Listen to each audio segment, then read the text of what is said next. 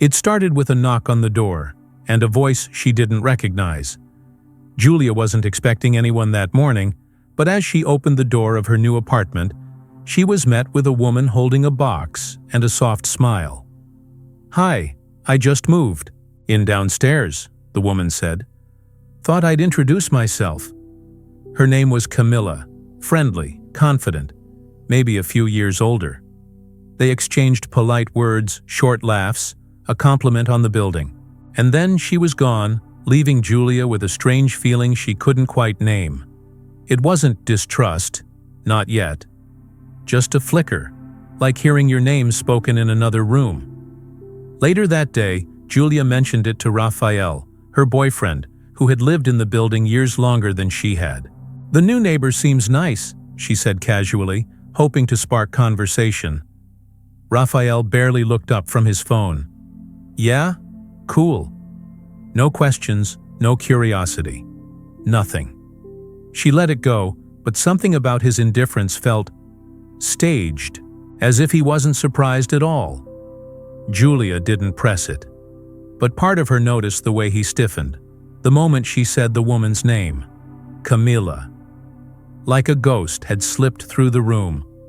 It wasn't until days later, when Julia saw them talking in the parking lot, that her stomach sank.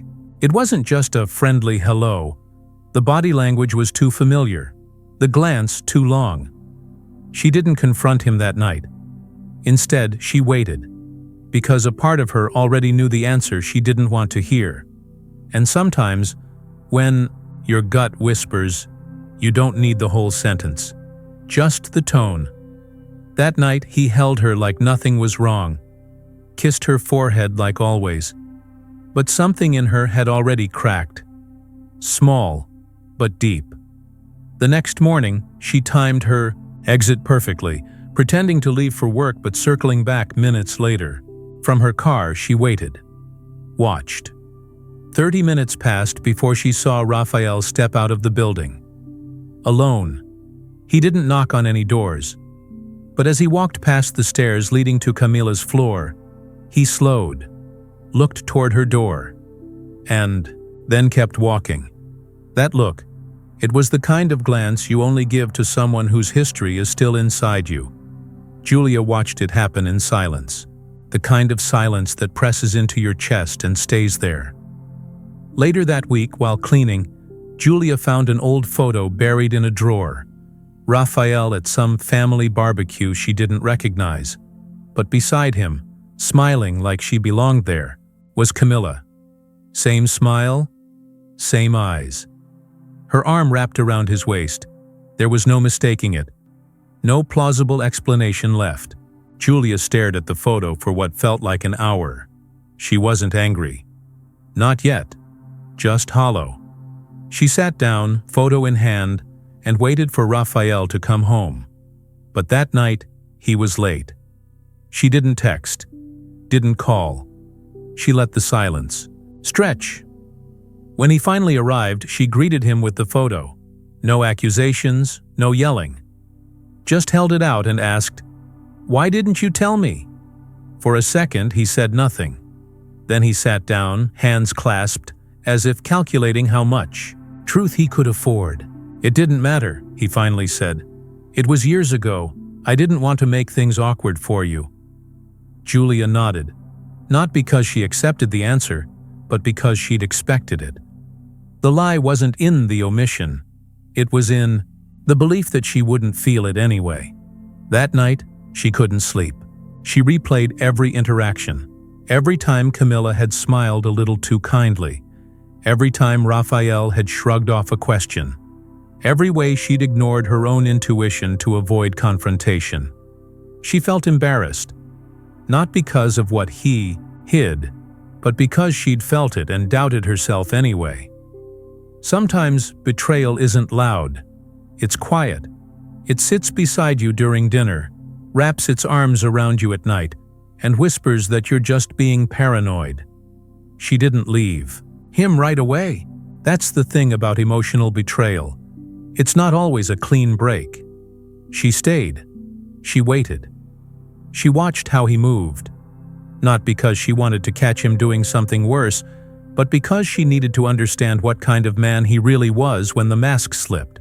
And slowly she realized it wasn't just about Camilla. It was about trust, about the small, deliberate ways he kept her just outside the door of his real life, about how easy it had become for him to compartmentalize truth like it was furniture. One morning, Julia found herself avoiding her own reflection. She didn't want to see the woman who accepted half-truths and slept beside them. That's when she knew. The relationship didn't need to explode. It had already dissolved. Quietly. She didn't need a reason bigger than that. And so, one Sunday afternoon, she packed a single bag and wrote him a letter. No accusations. No venom. Just this. I saw you. I saw what you thought I wouldn't notice. Not the photo. Not the glances. Not the silence. I saw the man you become when you don't think I'm looking. And I decided I don't want to look anymore. She left the letter on the counter next to his keys, and she walked away. Not from the woman downstairs, not from the lie, but from the version of herself, who kept waiting for the truth to be handed to her, instead of seen for what it already was. Camilla wasn't just a ghost from his past. She became a shadow in Julia's present. Every time she heard footsteps on the stairs, laughter in the hallway, a door shutting too softly, it all became a language she had to learn to decode. Julia didn't speak to Camilla again after that first day, but she noticed everything. The smell of her perfume lingering in the elevator, the time she left the building, the time she came back. It wasn't obsession. It was survival. When your world feels fragile, you count every crack before it splits. You trace every sound like it might be the start of a confession. Raphael, on the other hand, returned to his normal routines. Cooking, dinner, texting sweet nothings, pretending he didn't see the shift in Julia's eyes. He never asked about the photo, never brought up the letter. He acted as if nothing had happened, as if silence had the power to stitch broken things back together. Julia didn't push. She watched. Sometimes, people show you everything you need to know just by standing still. He stopped being a partner and became a mirror, reflecting the discomfort of secrets he refused to own. And every day she stared into that reflection, she saw less of herself. But something else began to unravel inside her, a question she couldn't ignore. If he could hide something so significant, what else lived in the corners of their story, unspoken and unexplained? Because betrayal isn't just about the lie, it's about the way someone teaches you to stop, trusting your own instincts. Julia began to rewind everything. Small conversations, half-answers, jokes he avoided. The picture became clearer the more she studied it, like adjusting the focus on a lens that had been fogged for too long. There were things she hadn't thought much about before, like how Raphael always took his calls in the hallway, or how he kept a drawer locked, not unusual, but never explained. She had never wanted to be the kind of woman who snooped, who questioned every glance or delayed reply. But now, every locked drawer wasn't just a drawer. It was a vault of doubt. She remembered how, months ago, he once mentioned that he and Camilla had ended things a long time ago, in a tone that was too quick, too rehearsed. Back then, she believed him. Now, she studied his words like evidence. One night, while Raphael was asleep, she found herself standing in front of that drawer. The key was on his keychain. She stared at it for several minutes, not because she didn't know what she wanted, but because part of her still hoped not to find anything.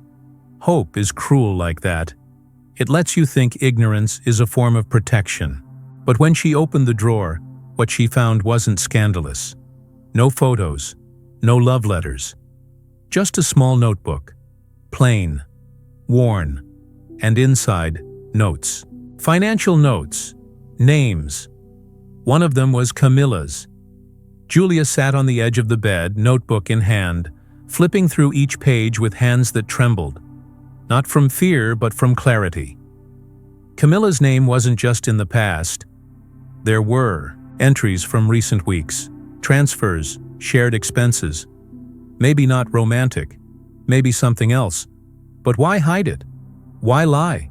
Why keep her close in one world and pretend she was gone in another? When Raphael woke up that morning, Julia was sitting at the kitchen table, the notebook in front of her. She didn't speak at first, just watched him as he realized what she'd found. For a moment, he looked tired, like someone caught in a loop of his own making. "I didn't want to worry you," he said. "Camilla needed help. Financial stuff. Nothing more. I thought if I told you, you'd think it meant something else." Julia didn't cry. She didn't yell. She just nodded slowly, as if agreeing with an equation she no longer cared to solve. "And instead," she said, "you chose to make me feel like I was imagining everything." That was the heart of it. Not the money, not Camilla, but the way Raphael had made her doubt her own mind, her own senses. That's the sharpest kind of betrayal, when someone builds a lie and hands it to you as reality. Over the next few days, things didn't explode. They just eroded. Breakfast became silent. Kisses became mechanical. Julia didn't ask him to leave, and he didn't try to stop her when she packed another bag, this time slowly. Like closing the last page of a book you once loved but could no longer finish. She moved into a temporary sublet nearby. Enough distance to breathe. Enough space to hear herself again. Camilla never knocked on her door again. Julia sometimes wondered if she knew, if she felt the weight of her presence like a second heartbeat in someone else's story. But Camilla wasn't the villain here. She was just the trigger, the mirror, the quiet alarm that finally woke Julia from a relationship that had been running on borrowed truth for too long. One afternoon, Julia ran into her in the lobby. It was brief, polite, awkward. Camilla offered a small smile, and Julia returned it. Not with anger, but with something else. Understanding. Two women, one man, one truth, and 1,000 small lies in between. Time passed, but silence lingered louder than ever. Julia didn't block Raphael. She didn't delete the photos. She didn't throw away the sweater he left behind. But she didn't call either. There was a strange peace in the distance. One, built not from closure, but from the refusal to chase clarity anymore. The notebook had answered enough. She didn't need the rest. For the first time in months, her mind wasn't trying to solve a puzzle. It was trying to rest. That, in itself, was a revolution.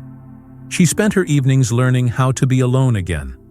Not the kind of alone that aches, but the kind that rebuilds. She cooked for herself, sat on the balcony at sunset, started journaling. Not about him, about herself, her reactions, her boundaries, the moments she silenced her instincts. Healing wasn't loud. It didn't post updates or come with applause. It was quiet, private, personal. She was learning to trust the quiet again, to believe that her silence didn't have to be filled with explanations or reconciliation. Just breath. Then, 2 weeks later, a note appeared under her door. No envelope, just folded, like something too rushed to be planned. It was from Raphael, not an apology, not a plea, just a single sentence. "Can we talk?" Julia stared at it for a long time, holding it like a weight she wasn't sure she wanted to lift again. Her first instinct was to ignore it. But instincts aren't always about escape. Sometimes they pull you toward the fire, not to burn, but to confirm it's still hot. Julia needed to know she wasn't still standing in a story she had already closed. She texted him back. One word. Tomorrow. No time, no place. Just enough to say, "I'm not afraid of hearing it again. I'm just not sure it matters anymore." That night, she didn't rehearse what she would say. She didn't make a list. Instead, she lay in bed and asked herself the only question that still echoed. Do I want answers? Or just to be heard? They met at a cafe near her new place, neutral territory. Raphael looked thinner, tired, as if the weight of everything he hadn't said was finally showing up on his skin. Julia noticed, but said nothing. She let him speak first. He ordered coffee. She didn't. And then he began, not with excuses, not with timelines, but with this. I never meant to hurt you, but I know I did. For the first time, his voice didn't sound like defense. It sounded like regret without architecture. He told her everything. How Camilla had reached out 6 months before Julia moved in. Not romantically, at least not at first. She needed help after a financial hit. He helped, quietly. Then she needed housing. He suggested the open unit downstairs, again, without consulting Julia. I didn't want it to be a big deal, he said. I didn't think it would matter. That was the phrase that landed hardest.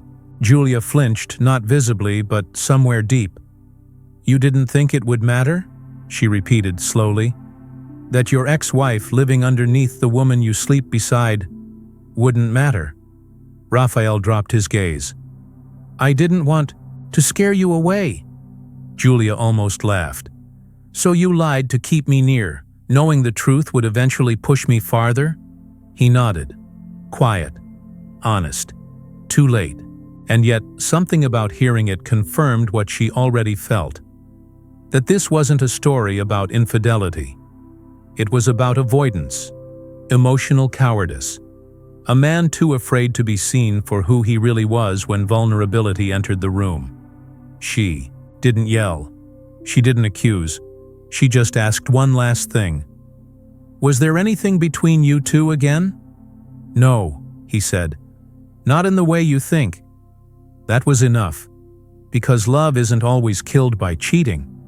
Sometimes it dies by 1,000 guarded decisions, by someone choosing convenience over transparency, comfort over courage. Julia thanked him. She really did. For showing up. For finally speaking. But also for reminding her that peace isn't found in perfect closure. It's found in walking away knowing you honored your own truth, even if they couldn't. As she stood up to leave, Raphael asked quietly, Do you think we'll ever get another chance? Julia paused, her hand on the chair, and then she said the most honest thing she'd ever said in their entire relationship. I think we already had it, and we used it to build a house on silence. She left before he could respond. Outside, the air felt lighter, not because she had all the answers, but because she'd finally stopped trying to get them from someone who wasn't ready to give them when it mattered. Raphael had tried to preserve peace by hiding the chaos, but she had learned real peace doesn't come from what you hide. It comes from what you face. That night, Julia wrote one more journal entry. It wasn't about Raphael, or Camilla, or even about the betrayal. It was about her silence, her awakening, her choice to walk away from a man who loved her comfortably, but not courageously. Julia didn't mention the cafe meeting to anyone. It wasn't a story she needed to share. Some experiences are sacred not because they're beautiful, but because they mark the moment you stop betraying yourself. She went home that night and washed the mug Raphael once used every morning, not to keep it, to let it go. She packed the rest of his things in a box and placed it by the door, not with bitterness, with clarity. Closure wasn't something she waited for anymore. It was something she created. Weeks passed. Julia didn't bump into Camilla again. She sometimes wondered if Camilla had heard about the breakup, if she felt guilty or relieved or both. But the thought faded quickly. Because by then, Julia's focus had shifted. From them to her. From what if to what's next. She got a new job offer in another part of the city. A chance to move, physically, emotionally, entirely. She took it. Not as an escape, but as a step forward. Healing isn't running away. It's choosing where to plant your next beginning. Her last night in the building was quiet. No messages, no knocks on the door. Just music playing from the kitchen and boxes taped shut. She stood by the window, looking down at the street where it had all started. And for the first time, she didn't feel like she had lost something. She felt like she had found the strength to leave what was never truly hers. It wasn't dramatic. It wasn't poetic. It was simply necessary. In the days that followed, Julia moved into her new apartment. Smaller, simpler, but undeniably hers. The walls didn't carry echoes of other people's pasts. The neighbors didn't remind her of broken timelines. Everything was fresh. She painted the walls herself, set up her plants by the window, hung her favorite frames. For the first time in a long time, her space reflected her present, not the fragments of someone else's unfinished story. She got into a new routine. Morning runs, black coffee, silent breakfasts with the sunrise. It wasn't loneliness, it was reconnection. She reconnected with friends she'd neglected, revisited places she once loved, even signed up for a photography class she'd been postponing for years. Her days became fuller not because someone filled them, but because she finally stopped, leaving empty spaces for people who didn't show up. One afternoon, while cleaning out her inbox, Julia stumbled on an old email thread. It was from the early days with Raphael, back when things felt weightless, filled with potential. She didn't read all of it. Just one message, one line. "I hope you always feel safe with me." She stared at it. Not with pain, but with a soft acceptance. That version of him had meant it. But the man who came later couldn't keep the promise. And that was okay. Because promises are made with the person we are in that moment. And people change. Some grow. Others hide. Julia had stopped expecting people to stay the same. She had learned to listen closely, not just to what people said, but to how they acted when truth stood at the door. Raphael hadn't been cruel. He had been afraid. But fear isn't a valid reason to make someone question their reality. That was the final lesson she carried with her. When someone's fear costs you your peace, it's not love. It's misalignment. One evening, while walking home, she passed a small bookstore. In the window was a sign. "Leave a note for a stranger. Take one if you need it." Julia stepped inside. It was cozy, lined with shelves and the smell of paper and ink. In the back corner was a table covered in small cards. She picked one and read, "You're allowed to begin again, even if you don't have all the answers." It felt like a whisper from the universe. She smiled, folded the note into her bag, and sat down to write one of her own. She wrote, "You don't owe anyone an explanation for choosing yourself." And then she left. She walked the rest of the way home under a soft evening sky. The city no longer felt heavy. It felt like a canvas. For the first time, she wasn't bracing herself for disappointment. She wasn't anticipating the next lie, or waiting for the next shift in someone else's story. She was building her own, one choice at a time, one breath at a time. When she got home, she placed the bookstore note on her mirror. A quiet reminder that healing doesn't demand perfection. It just asks for honesty. That night, she cooked her favorite meal, lit a candle, and turned on a playlist she hadn't listened to since long before Raphael.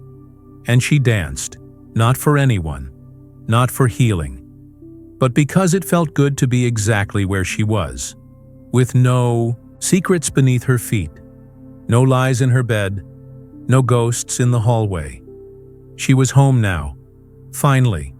The weeks following Julia's move passed quietly, almost too quietly.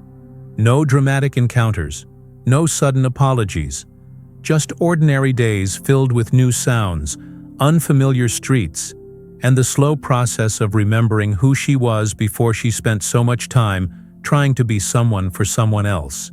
She found comfort in small rituals, watering her plants, writing in a journal, choosing silence over over-explanation. She wasn't waiting for closure anymore. She was becoming it.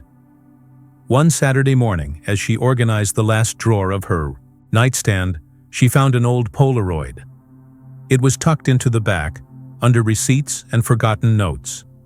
In the photo, Raphael stood on a pier, squinting at the sun, holding up a coffee he'd brought her on their first trip together. For a moment, the warmth in his eyes pierced through time, but only for a moment. Julia turned it over. Blank, no date, no message, just a silent image of a memory that no longer asked to be kept alive. She placed the photo in a small wooden box labeled Before. Not out of spite, but out of kindness. Not to forget, but to honor the version of herself that once believed in something that no longer fits. Letting go wasn't violent. It was an act of grace. And as she closed the lid, a strange peace settled in. Not everything needed to be understood to be released. The box sat at the top of her closet. She didn't need to burn the past, just choose not to sleep beside it. That was her evolution. Not revenge, not numbness, but the quiet courage to continue, forward, unarmed. In her own time, Julia stopped checking old messages, stopped replaying old scenes. It wasn't because they no longer hurt, but because she no longer clung to pain as proof that it mattered. Pain had taught her. And when pain teaches, you're allowed to leave the classroom. Then one afternoon, as she left her apartment building, she saw a couple standing near the mailbox, holding hands, laughing. For a second her heart tensed, not from jealousy but recognition. They were at the beginning, the chapter she had already lived. Julia smiled, not because she missed it, but because she didn't. And that absence of longing felt like freedom. She walked past them, keys in hand, head high. She wasn't bitter. She was better. Not in comparison to anyone else, just to the version of her that used to wait for someone to make her feel chosen. These days, she chose herself. In how she spoke, how she dressed, how she moved through rooms. She no longer apologized for her needs. She no longer shrank to avoid taking up space.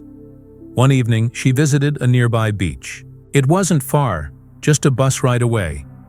The sky was painted in pastels, and the waves moved with slow certainty. She walked barefoot, letting the tide reach her toes. She didn't have headphones, didn't bring a book, just sat and listened. To the sea, to the wind, to the gentle conversation between the earth and her thoughts. She took out her notebook and wrote, "Some chapters don't need a villain, just a final page." That line stayed with her for days. Not long after, she got a message from someone she hadn't heard from in a while. It wasn't Raphael, it was Camilla. Just a few words. "I hope you're okay. I think about that day often." Julia didn't respond immediately. She didn't owe an answer, but she didn't feel resentment either. After some thought, she wrote back, "I am okay. I hope you are too. That day taught me more than you'll ever know." No punctuation, no lingering, just truth, offered without expectation. That night, Julia stood on her balcony looking out at the city. Lights flickered. Voices rose from sidewalks. Somewhere, someone was falling in love. Somewhere else, someone was realizing it was over. The world kept spinning. But Julia stood still, anchored not by someone else's presence, but her own. Healing didn't look like a Hollywood moment. It looked like making dinner for one and enjoying it. Like buying fresh flowers without waiting for someone to gift them. Like no longer needing to explain why she left. Healing looked like wholeness without witnesses. A month later, she donated the last few items that reminded her of her old apartment. She no longer needed visual proof of how far she'd come. Her peace was internal now. Unconditional. Self-sustained. She had become her own home. And then one Sunday morning, she woke up without that ache in her chest. The one that used to whisper, "Something's missing." Nothing was missing anymore. Nothing was perfect either. But everything was honest. And that was enough. She brewed her coffee, opened the window, let the air in, Somewhere in the distance, a dog barked. A child laughed. Life went on, and so did she.